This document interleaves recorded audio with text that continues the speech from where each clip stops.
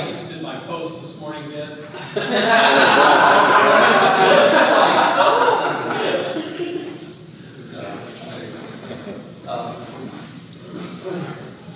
Yes, ma'am.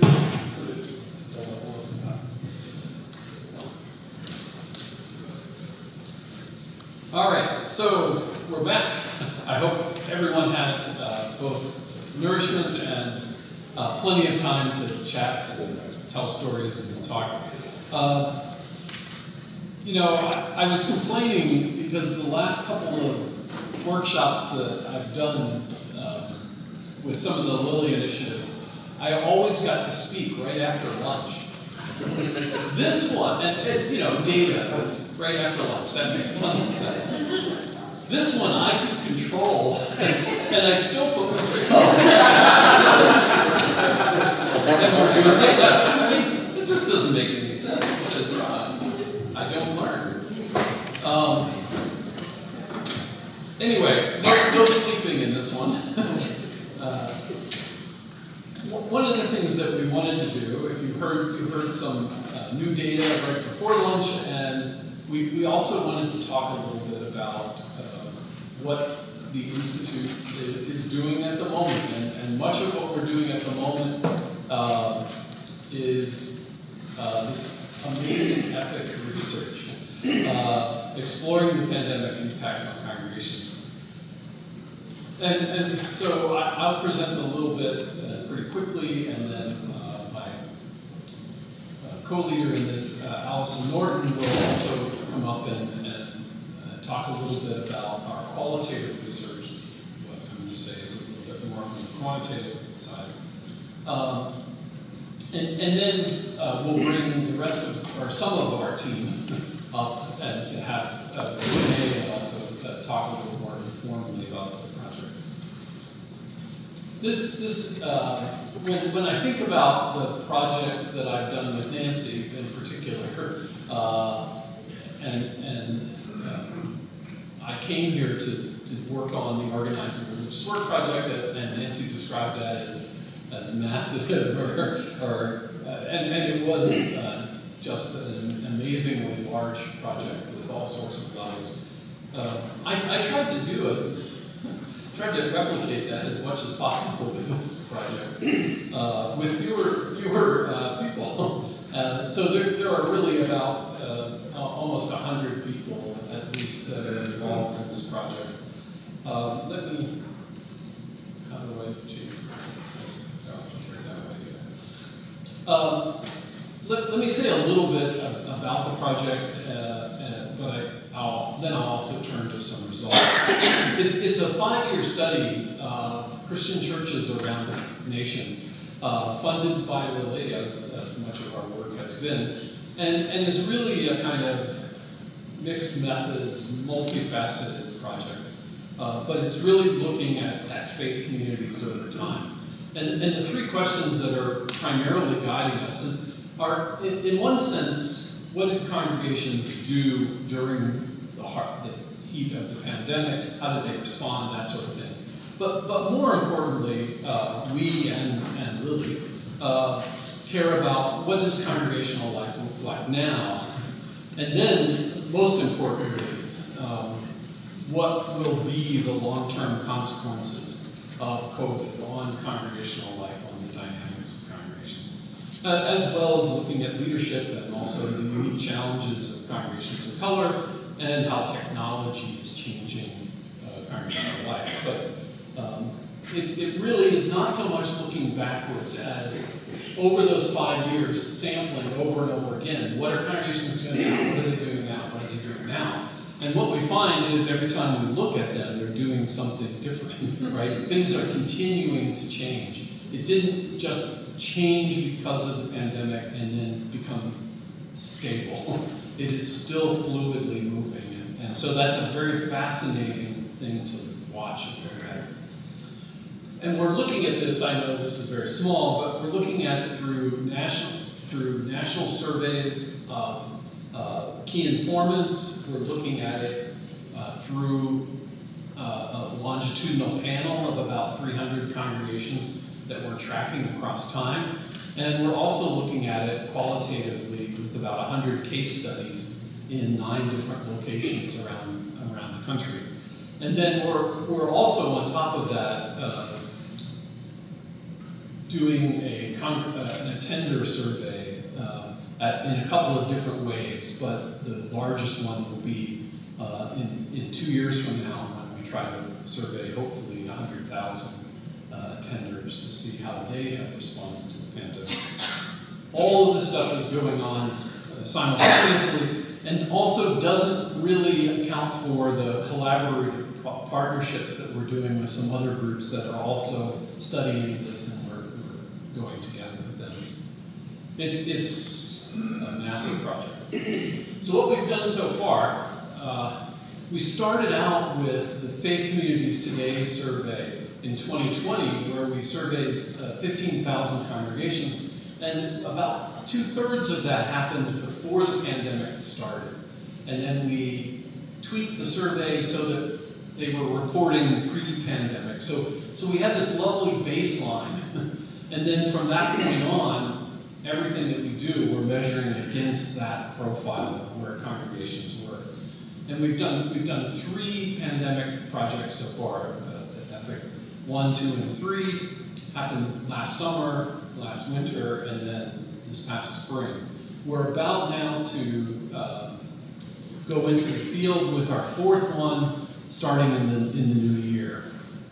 So we're looking forward to that. We also have, as I said, the longitudinal panel, and we have about 70, 75 of the case studies done out of about 100 we hope to do.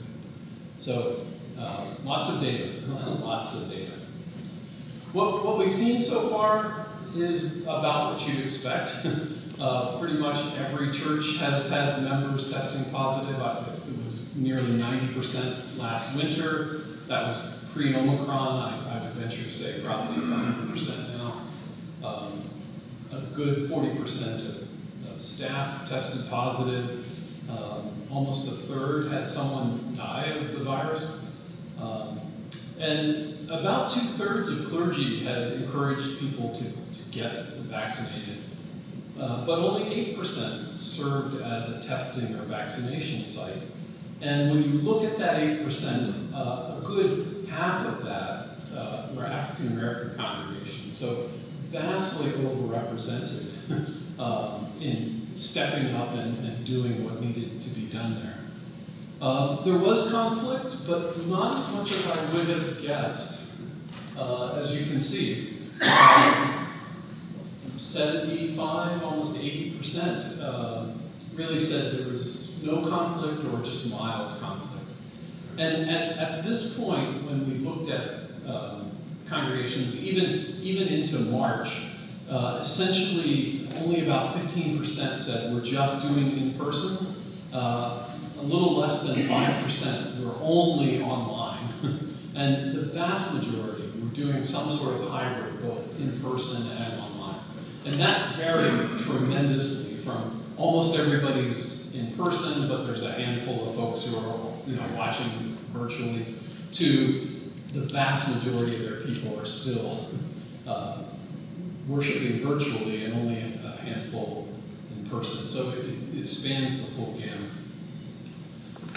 Now, during or in response to the pandemic, not too surprising, we found that the demand for services went up. Not too surprising. And mostly food, financial assistance, counseling, those kinds of things. And our last winter survey, we specifically asked what kinds of outreach did you do and how did you do this? And again, what we found was 55% of congregations said that they either started new outreach programs or they drastically amplified what they were already doing in order to reach this great need that was around.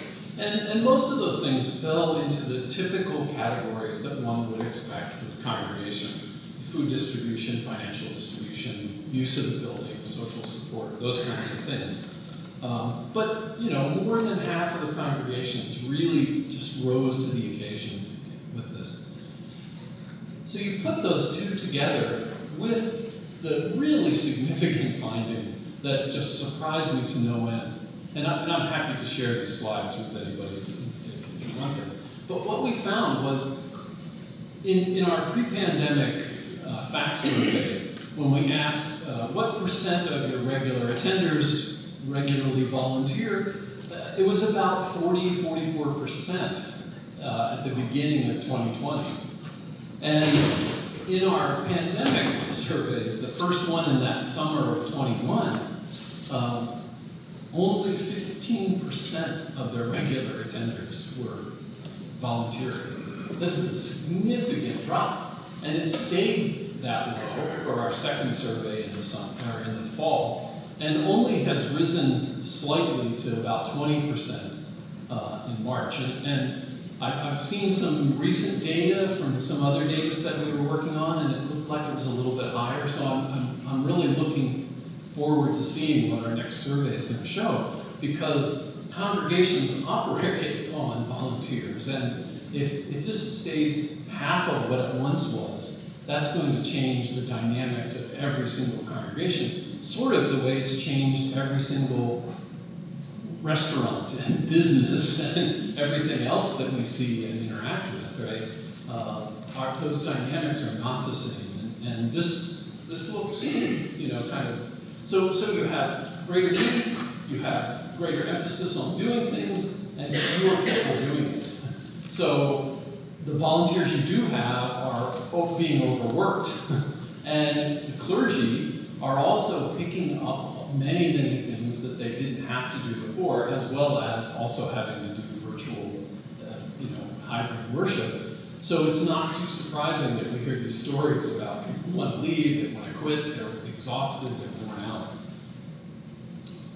But financially, things haven't looked too bad.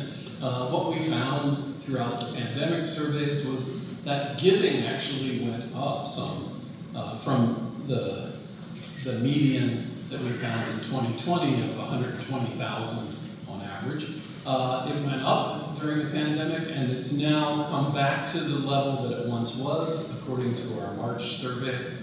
But it's not equal across the board.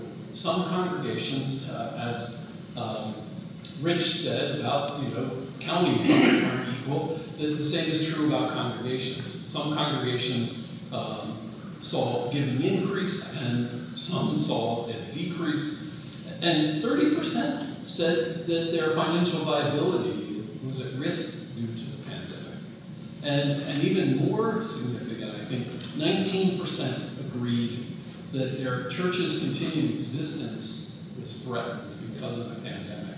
And when you look at those congregations, it's not too surprising why they would say that, because oftentimes they were already in precarious ways before the pandemic, and this was just an accelerant in some sense to show that challenged group was already challenged. It wasn't just the pandemic. Not only that, it's pretty clear, as I said, that there are different perceptions of the pandemic and what effect it had.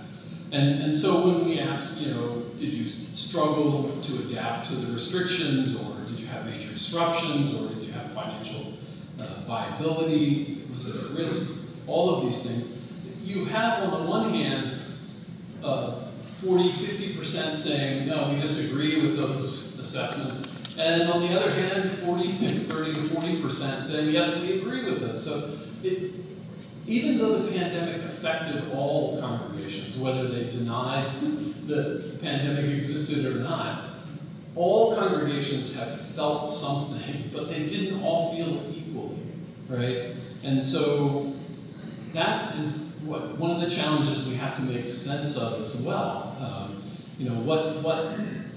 What variables play into a congregation saying, we didn't have any problem at all with the pandemic, and in other cases we did. Not only that, religious education suffered significantly in about half the congregations, and hardly at all in about half the congregations. And so, what makes sense here? And we're still going to play with that, but obviously we're not trying to draw too many conclusions at this point because we're still collecting data and the dynamic keeps changing as we're going along. A congregation might say they're having problems now, or they had problems last year, but in fact, some congregations say things were pretty good and they're starting to look worse, right? Because it's hard to know when the implications fully roll out for some of these congregations. Clearly, denomination makes some difference. Did your congregation stop worshiping in person? Well, almost all mainline Protestants did. But that's certainly not true of all Catholic and Orthodox, a little less true of evangelicals. Did your leader encourage people to get vaccinated? Most of the mainline did, not all, but only about half of Orthodox, Catholic, and evangelicals did. Did you perceive the pandemic as a threat to their continued existence? Again, here, it's not felt equally across these different faith traditions. Not only faith traditions had an effect on this, but also size. Size is a significant factor in the life of congregations. Did you have budgetary problems, or did you have an increase in your budget or decrease in giving, that sort of thing? You can see that the larger the congregation, the more likely their income increased, and the smaller the congregation, the more likely it decreased. Not only that, the religious education did have disruptions. Again, the difference by size is really quite dramatic. Again, also not surprising because the larger the congregation, the more the resources and that sort of thing. But so it wasn't just the influence of the pandemic; it's also these other dynamics that are playing out there. And that's especially true when you ask, do you have the resources to pursue the new opportunities that came about because of the pandemic? Again, you see larger congregations with more resources and therefore more opportunity to adapt and to change and to take advantage of what was a bad situation in some cases. The other thing that we've been playing with some more recently is, of course, is there an attitude among the leadership and among like a more psychological thing, not just resource orientation, but is there a sense of optimism that we can live through this, we can grow through this, we can be vital even in the midst of this? A good Christian value to have. And so what we did was create an optimism scale around these four questions. Was the congregation willing to change? Would they emerge from the pandemic stronger than before? Are we thinking in new ways about ministry? And have we embraced these new opportunities? And when you put those all together and look at them across congregations, it's not surprising in some sense, but those congregations with the higher sense of optimism are really thriving in ways that those congregations that don't respond so positively to some of those questions. They're growing by more, they're striving for diversity, they're saying that they're spiritually vital and alive in ways that look quite interesting. It also varies by tradition. Mainline Protestants are decidedly less optimistic than evangelical Protestants or Catholics. That's true? Did I get it out? Amen?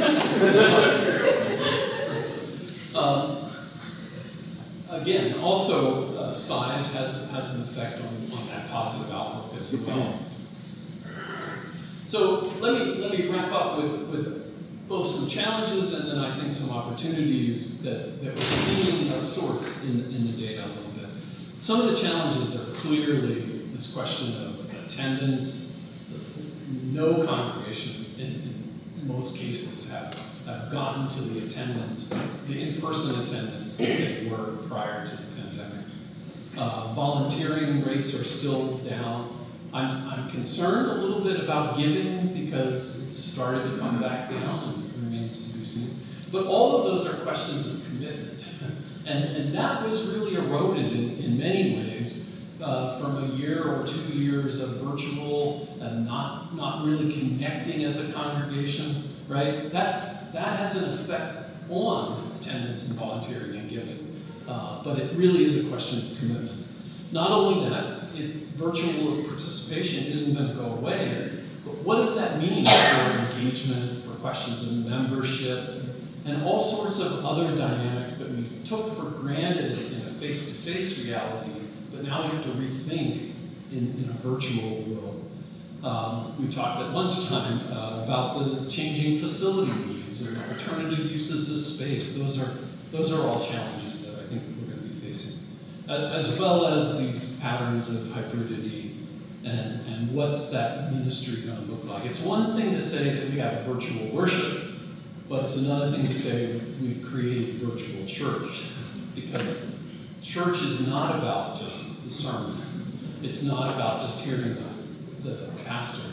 It's a whole dimension of things, including service and giving and fellowship. And can you also create that in a virtual reality that really does replicate what it means to be a part of a congregation? And then the continued challenge of exhaustion, both of lay people but also of the clergy. But there's also some optimistic silver linings, right? It's pretty clear that the way we've always done it has been seriously disrupted. And we encourage all of our students, including our Pastoral Innovation Network fellows, to think that, why not innovate while things are unsettled, while things are still not back to the way they always were. That's a perfect time to do something. Not only that, this whole idea of creating new models and different dynamics seems to be much more possible now after the last couple of years of disruptions than prior to that. What we're hearing stories over and over again in the field is that, sure, congregations have lost people, they've drifted away, whatever, but there's a whole new clientele of other folks. We're hearing stories all the time.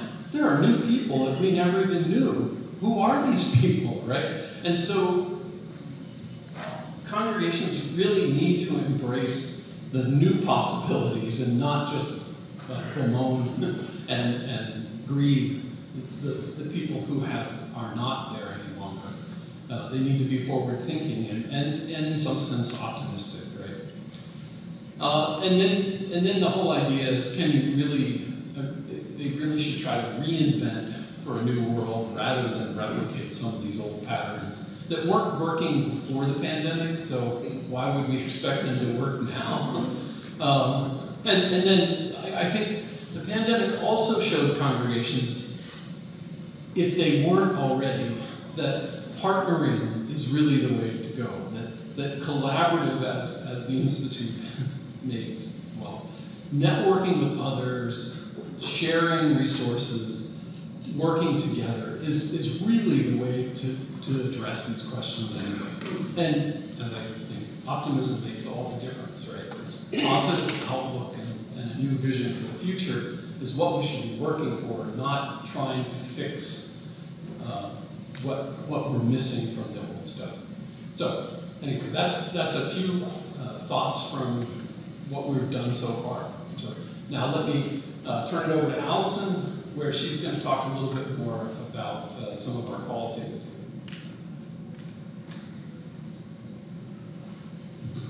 Hello, everyone. afternoon. It's a joy to celebrate the Institute with all of you here today. I am Allison Moran. I'm faculty associate in Migration Studies and Congregational Life here.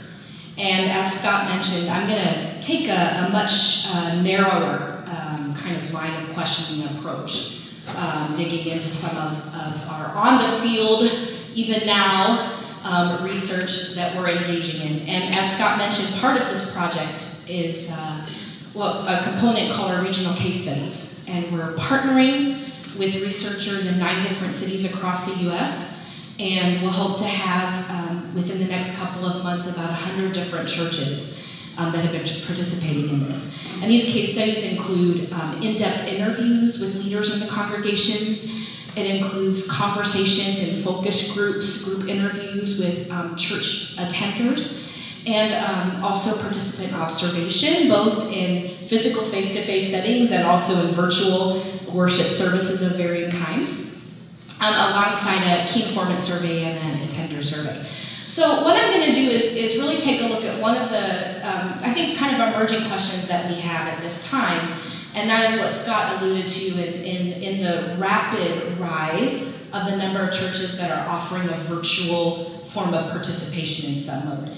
And really trying to ask a few questions around, particularly looking at our Hartford area cases. What have we learned about the preferences that people have in terms of their modes of participation, right? So there's almost this sense that there's a no going back.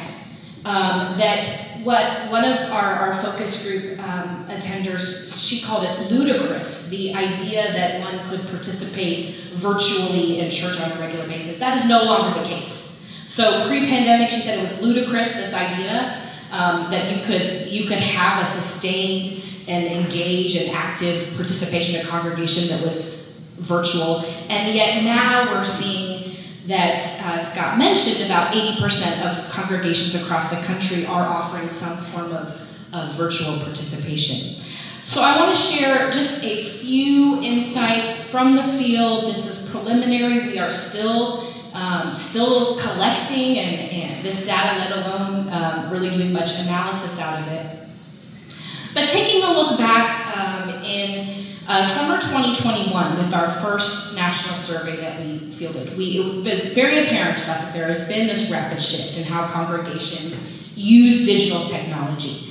That 88% of churches, as Scott showed, had reported suspending in-person worship at some point in time, but that even though at that stage 93% had resumed in person, that the vast majority were still conducting some form of virtual worship or participation. They were doing a hybrid thing. So we're using this word hybrid in a very broad category, that there's something that's happening face-to-face and physical, and then there's something that's happening virtual or digital. And so by the fall of 2021, we had seen that grow to 85% of congregations reported using both in-person and virtual forms of worship. So looking at this first survey, okay, thinking back to summer 2021, we asked an open-ended question. And we asked the key informant, many cases the pastor, what has been the most successful adaptation that your congregation has made in response to the pandemic? And we had over 1,700 people writing a response here. And the main takeaway here is that nearly 80% of them mentioned something about virtual worship as their most successful adaptation in response to the pandemic. So I have to bring in a little theory here, just a little bit. If you look at Durkheim, okay, going back to Emil Durkheim and his work on this idea of collective effervescence, okay? So he argued that the end result of social gatherings and rituals is an outpouring of collective effervescence and moral solidarity. I'm getting some nods here, okay? We have a couple people who like Durkheim.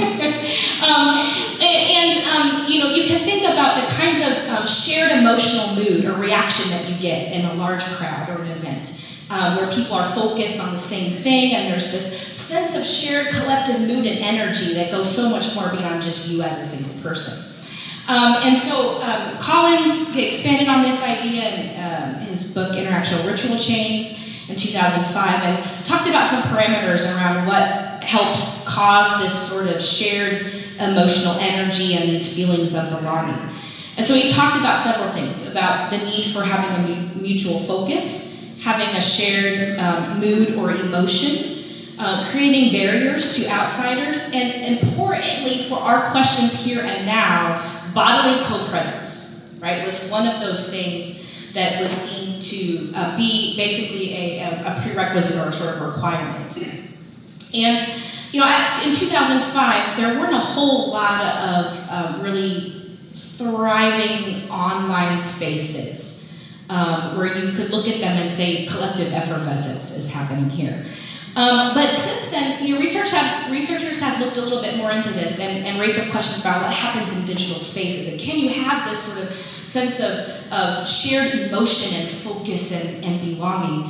And so we do see under the right conditions, it seems like the answer is yes to that. And this happens often in the online gaming world, where there's these whole virtual worlds created where people do feel these senses of collective emotion and deep belonging.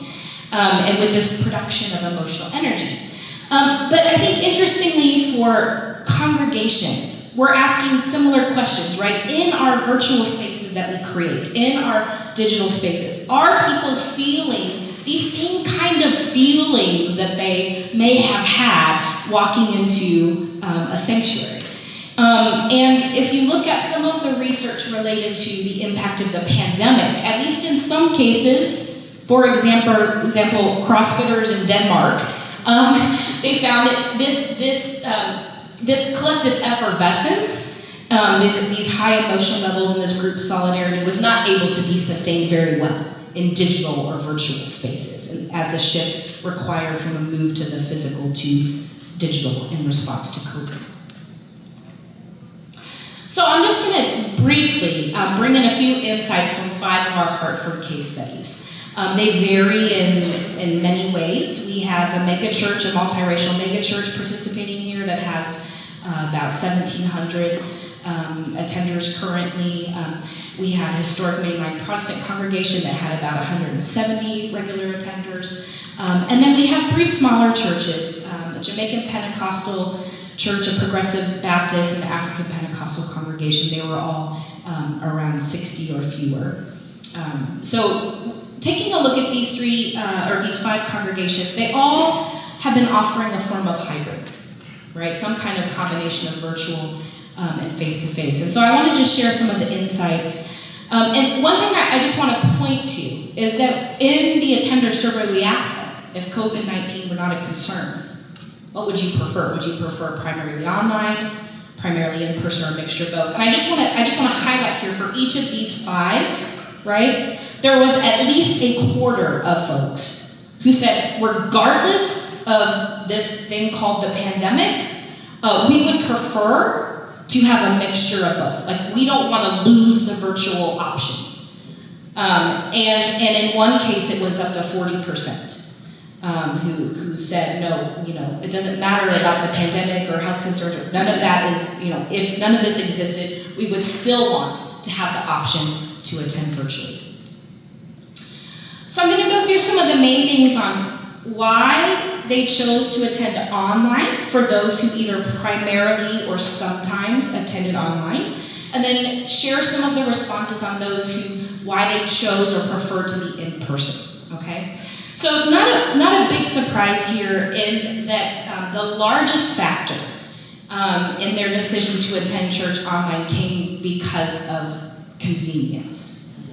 So, and I don't want to downplay this as if it's something just, it's more convenient, I'll do it. I mean, for some people, it was a kind of convenience that really improved their quality of life or their experience with the church. So, for example, in one of our focus groups, one of the attenders said, I have ADHD. I much prefer to be hiking and zooming into the service than trying to sit there and listen to someone talk at me. And so sure enough, you log into Zoom and you see what's happening, and there is this person with the camera on hiking. So you can see, she's out there hiking.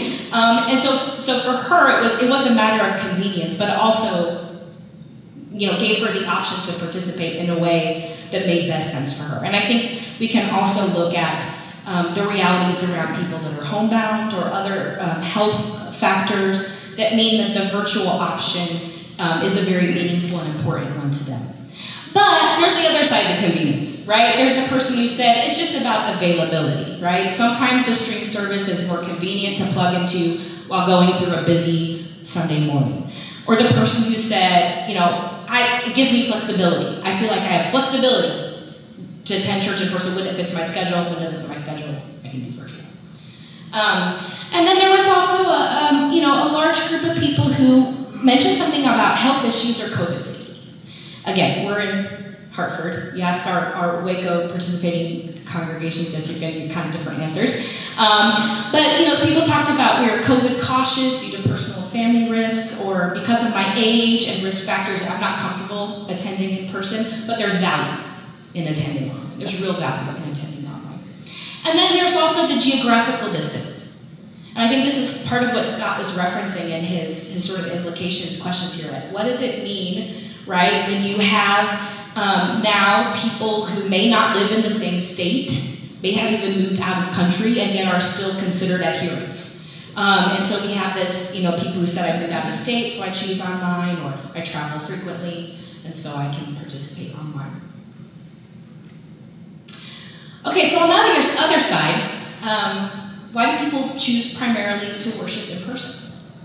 And you'll notice that I didn't use a lot of verbs that would evoke a sort of collective effervescence framework, right? When you're looking at the online, right? They weren't saying it's because I feel the warm fuzzies, in the online space. But when you look at the reasons that they choose for in person, you see a lot more of this language. So there was a strong sentiment that the community and the belonging that one could achieve in person was better. So it wasn't just they were saying why they chose in person, there was often this, it's a better option for me than online. So people talked about, I get this sense of community, I have this longing to be uplifted in corporate worship. There is really nothing like the power and emotion in a sanctuary. I want to be a part of my church community, I don't feel that with online services. As we fellowship together, there's an energy that just uplifts you, makes you feel so much stronger. So a lot of these words evoking this sense of community, belonging, and emotional uplift.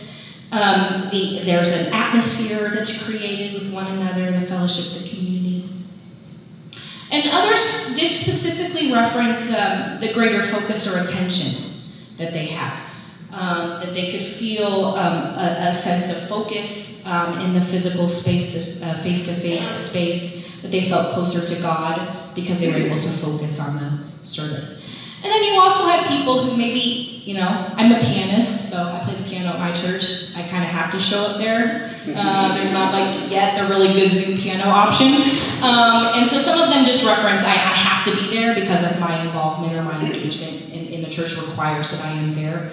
Face-to-face. Others, particularly those in the multiracial megachurch, they must have done some preaching or teaching on this that is sort of a biblical requirement to co-gather physically. So several of them made references to scriptures of sort of this is what God wants us to do.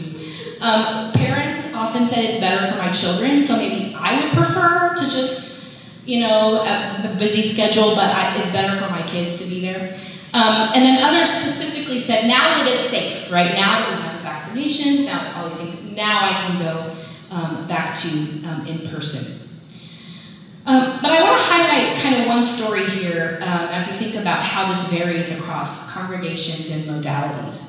So it was pretty clear to me that in these, this is a very small subset of our larger data, but within these congregations that were primarily offering a live stream, right, form of virtual participation. There's very little evidence of collective effervescence produced in these spaces. That primarily what was happening is that as you're viewing a live stream, if you had previously been an attender in that space, that you could draw on sort of sustaining your group, your feelings of group belonging by the symbols that existed before, right? When you were co-present in that space. But I think that it's important for congregational leaders and for those of us who are researchers to really pay attention to what's happening in these virtual spaces, because as I started out, there is at least about a quarter of folks in congregations who don't want this thing to go away.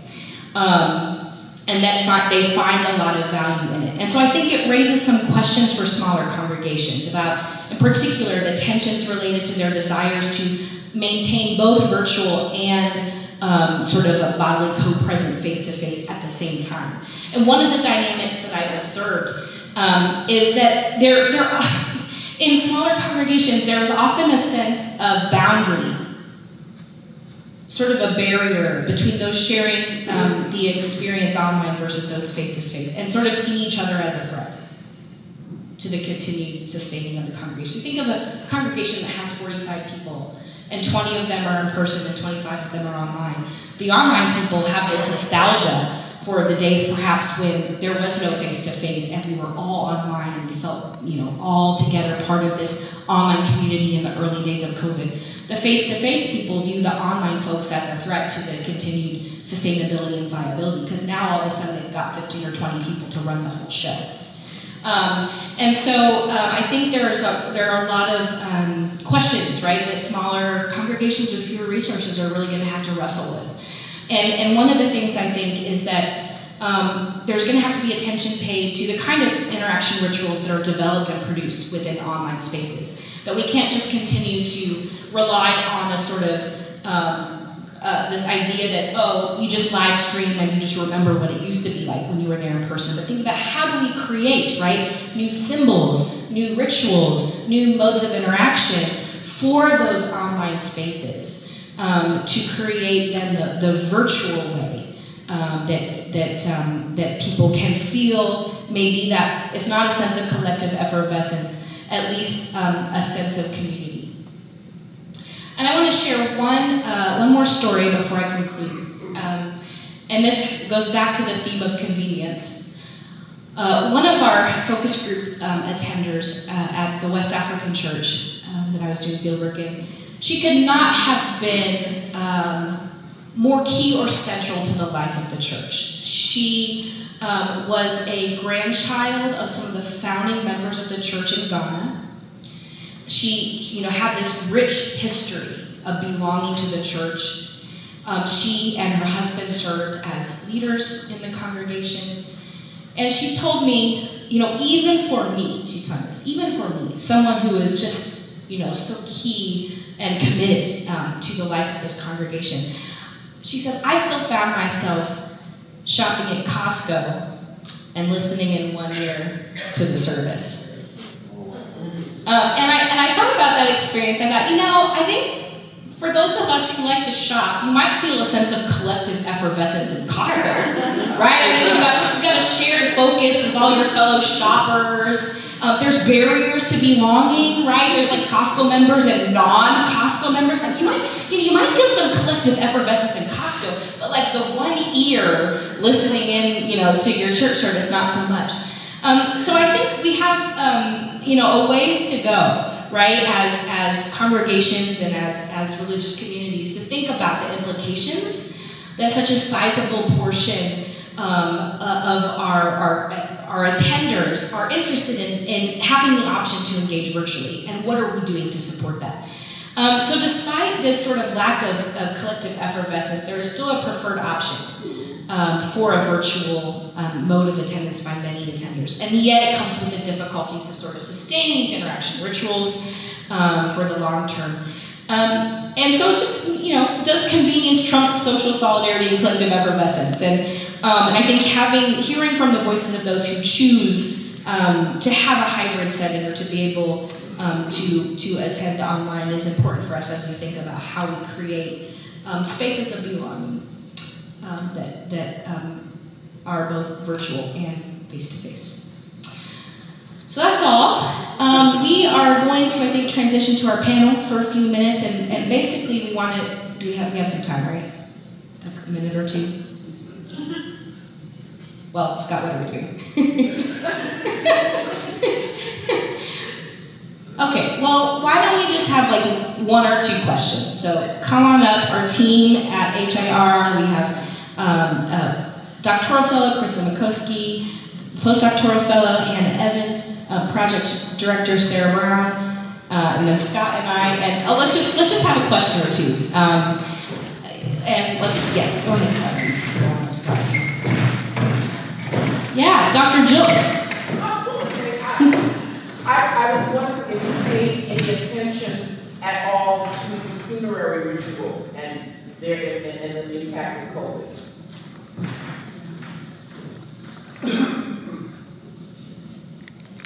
No, not really.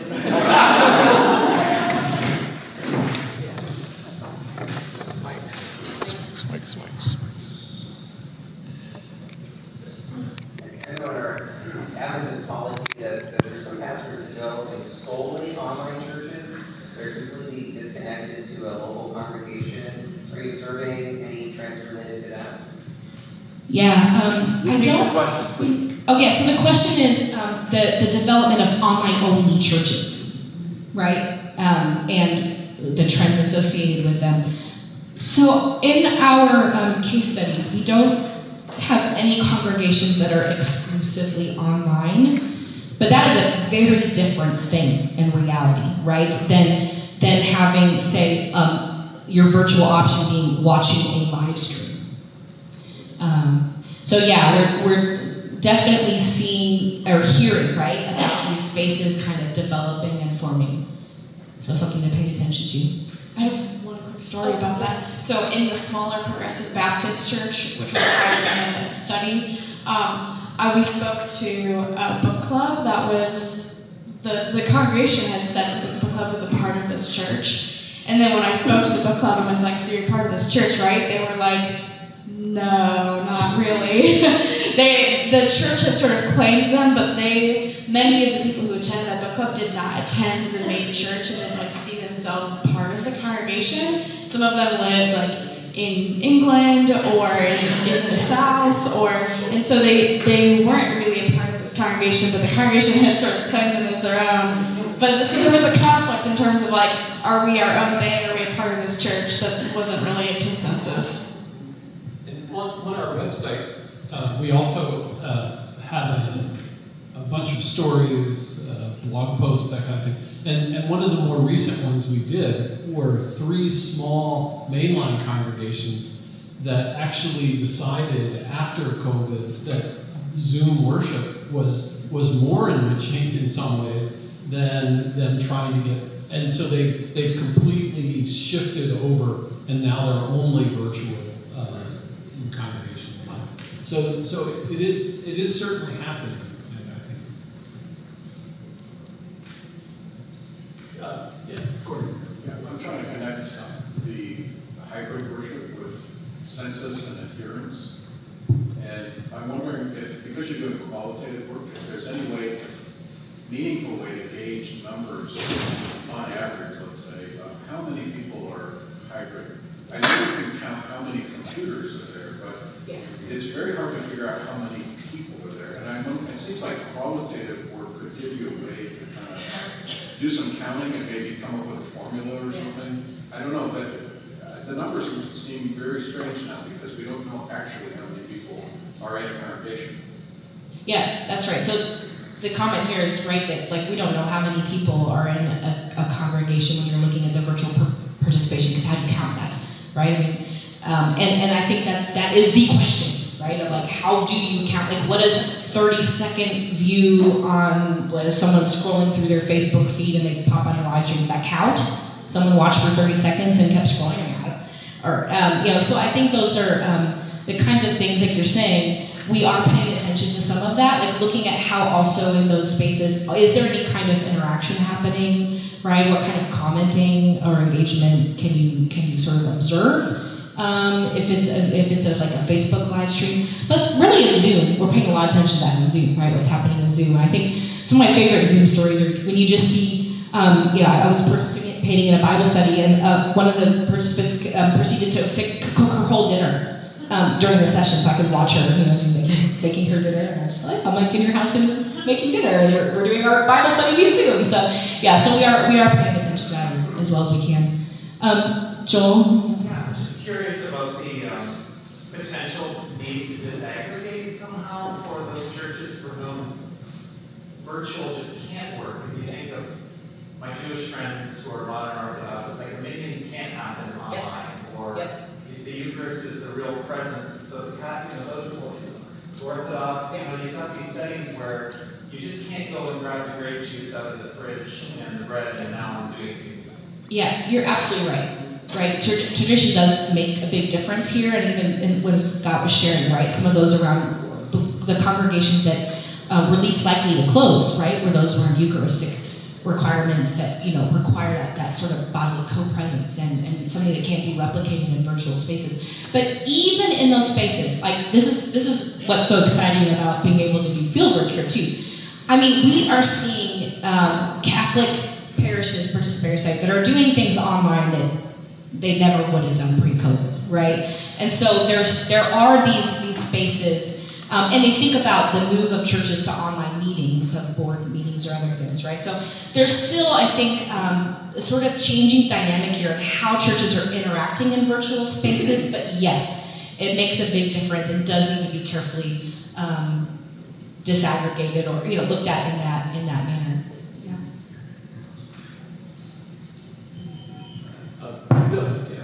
Yeah, I'm struck by the difference with which churches approach this. Sometimes grudgingly, well, we got to do it because some people need it, and some enthusiastic because we can reach an audience that couldn't reach otherwise. Can you measure at all for that enthusiasm factor?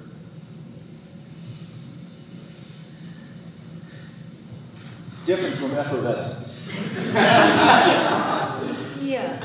I hate to say this, but a survey is a pretty blunt instrument, right?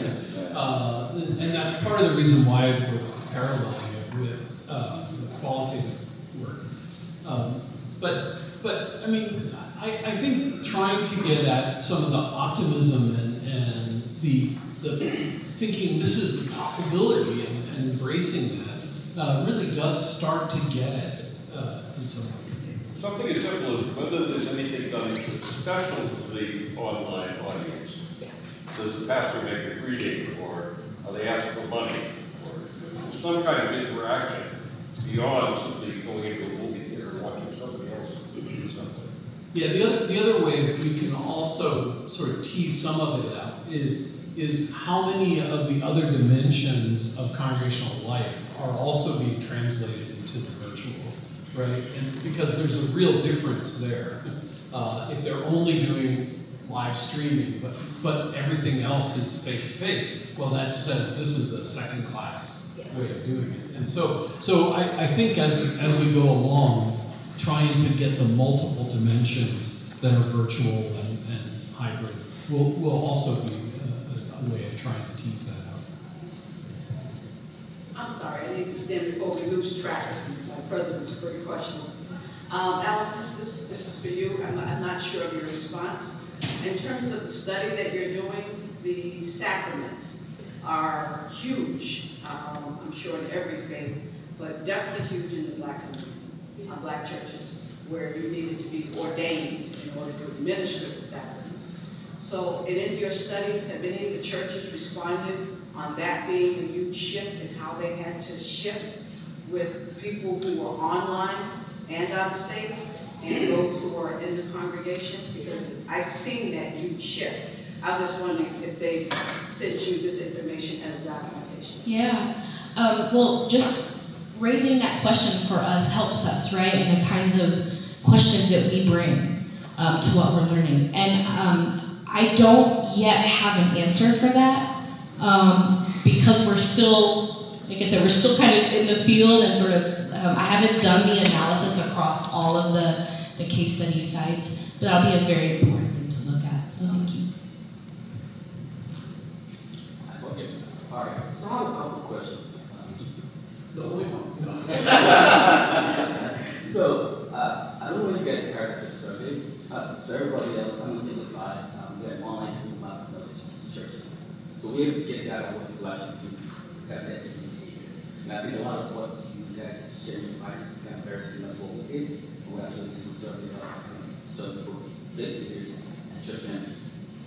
So the first question I wanted to ask is about how has that shifted from early years till now? Because I think when we asked this similar question about how many people prefer to be virtual completely, how do you go from 8% and then privately, hybrid, being to go and go, that was about 10 to 40%. That was back in February. And it's probably early evidence not given data that seems to suggest that people are already kind of getting a sense of normalcy back. And very few people that want to stay purely virtual, and even not always there. We don't know yet about the survey up, but we're trying to cover it with given data we see that's the kind of trend.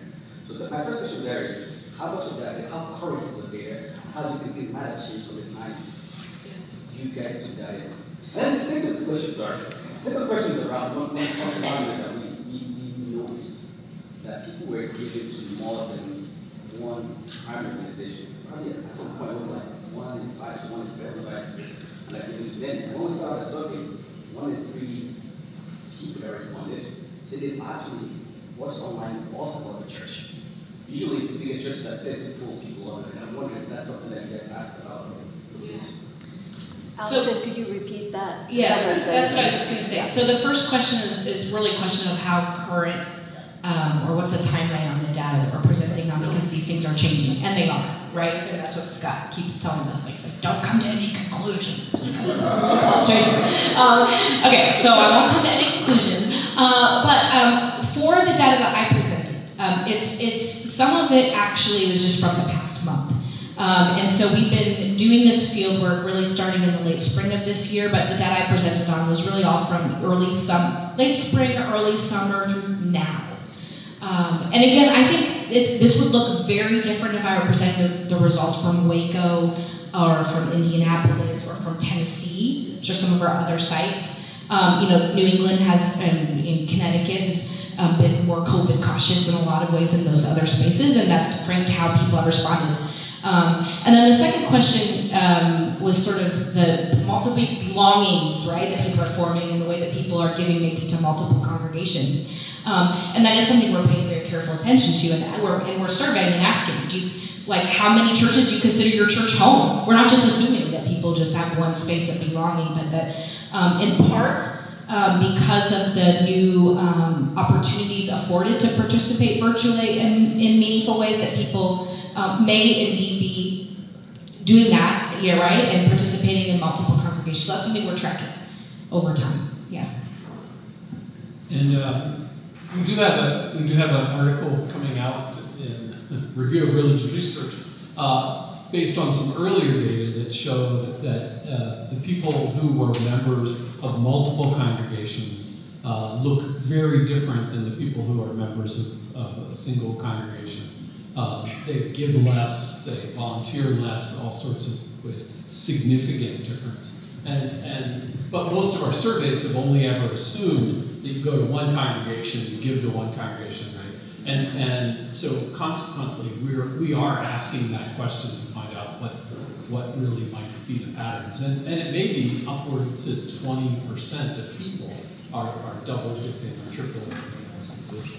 I was trying to think of effervescence, and not just in terms of broadcasting and online worship service, but other ways. And two ways that came to mind that I can think of anecdotally, but just trying to think outside the box. And one is a pastor that had 5 congregations, but he would broadcast his services, but then he'd visit his members every week or two and do communion with them on the lawn outside their home.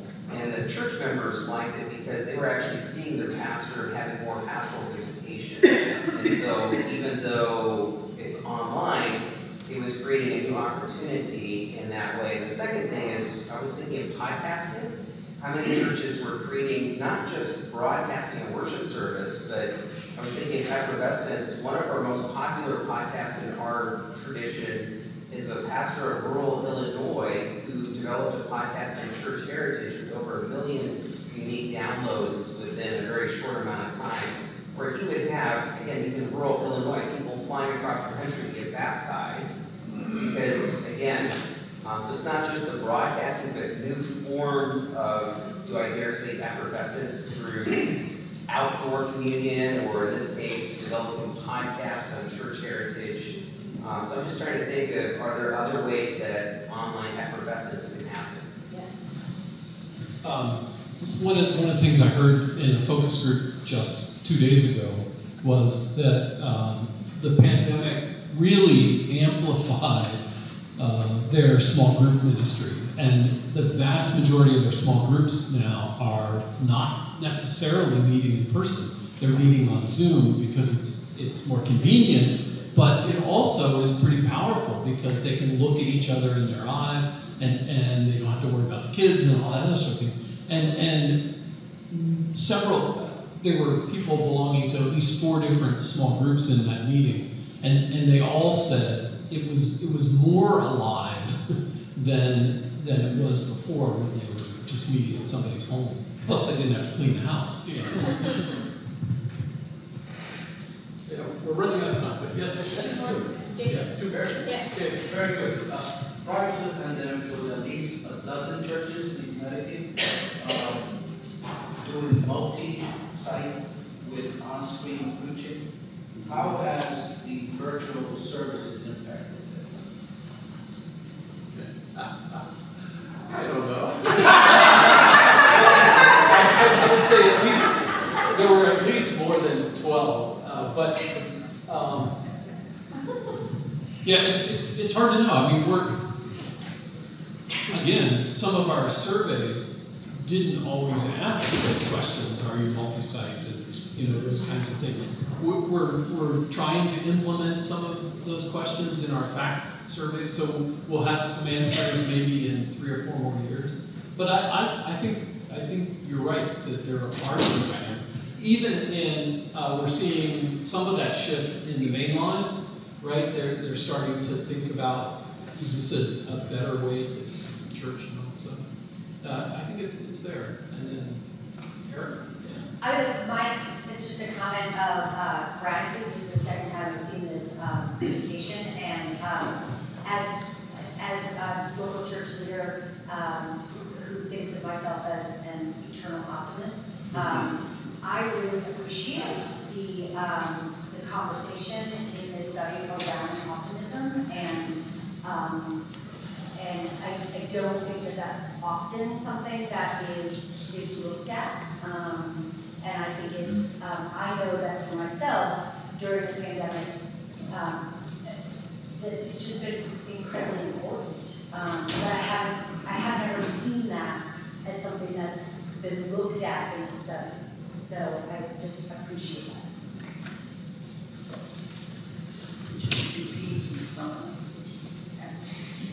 Yes, about the importance of optimism and how that doesn't get asked all the time. It didn't get asked by us, but we kind of tried to create a way to look at that because it did seem to be important. And when you compare the level of congregational optimism with the physical health and mental health, the fortitude of the clergy person, it's a hugely high correlation, right? So essentially what it is an optimistic clergy person, and that leads to greater mental health in some sense, and the congregation, at least the person filling out the survey, is probably seeing it as a much more positive thing. And in the characteristics of the congregation also, you see it played out. So I think there is some real dynamic there, for sure, right? So we all should look on the bright side. But now we should take a very quick break. And so if folks can grab something more to drink or whatever, and try to come back in like 5 minutes, and then we'll start with the next panel. Thanks for the great conversation.